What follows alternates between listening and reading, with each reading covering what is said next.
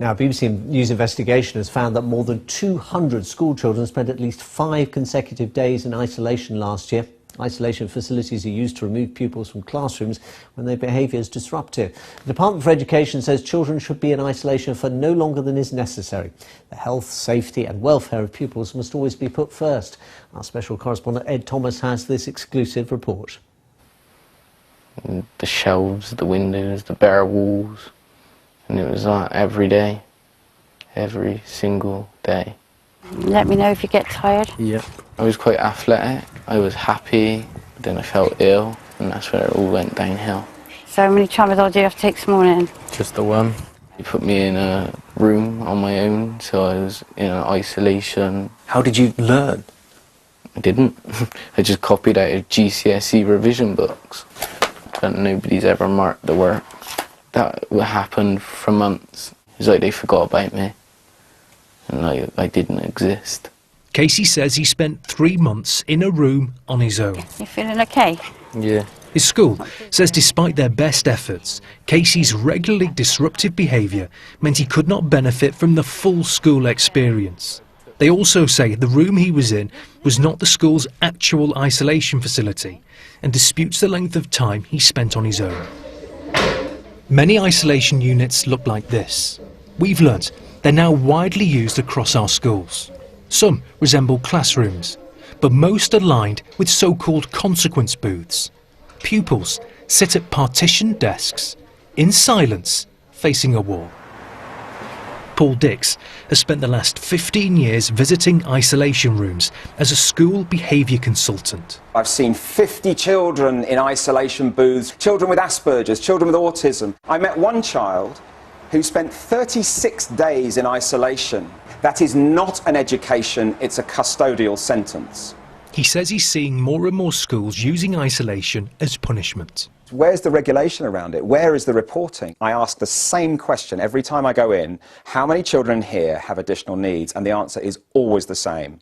All of them. But if it allows other children to carry on Totally learning? unnecessary. Separate them, help them to get back into the classroom, calmer and ready to learn. Perfect. It's almost as if we now believe that imprisoning children is a route to better behaviour. Show me the evidence. Our information requests asked more than 1,000 secondary schools about their use of isolation. 600 replied. More than 200 schools in England use them, a dozen in Wales, 6 in Scotland and none in Northern Ireland. We've learnt that more than 200 children spent at least 5 consecutive school days in isolation booths last year for a single punishment. We found out that 5,000 pupils with special educational needs attended isolation, and dozens of those had education, health and care plans. Pupils with complex needs.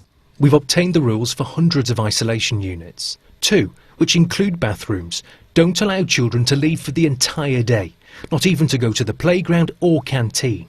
We've also been sent these pictures. A room of isolation booths and a seclusion room used in a primary school. Staring towards the wall? Well, hopefully they won't be just staring. Richard Sheriff is the executive head of 13 schools. Would you keep a child in here for a week? No. He believes isolation can be effective, but only for short periods. Would you ever have a child who's got special educational needs in here? It's extremely unlikely. For them, this would be really hard, and you're just setting them up to fail. But he also says he understands why schools need sanctions. There is a kind of gathering storm in the system regarding student behaviour. We've seen cuts in services in local authorities, but also in the ability of schools to purchase well-run alternative provision. Schools are a moment in their history when they're less well funded than they have been in the past, where they haven't got the capacity to deal with all those other ills. Government guidance in England says schools are free to decide how long children should spend in isolation, but it should be used reasonably and constructively. It only takes 2 or 3 pupils to really persistently, willfully misbehave for that lesson to be completely detonated. This is the independent advisor on behaviour to the Department for Education. We've heard of more than 100 children spending more than 5 days in isolation. Mm-hmm. Is that excessive? Depends what's happening to them in isolation. I actually think it's a really positive thing to do sometimes. I mean, it can be a way of preventing fixed term exclusions by keeping them in the school, being looked after by the school, because a lot of the kids we teach, for example, are at risk of joining gangs. In a booth, staring at the wall? Well, some isolation places are like that, and that can be for a day or an hour or longer. But very frequently, most of these places are places where children are given less than given work. Is it painful for me to touch you? No. For Casey, his time on his own has had a lasting impact. I went into a deep, deep depression. I locked myself in my bedroom every day after I come home, shut the blinds, it was in complete darkness. It felt like being isolated was normal.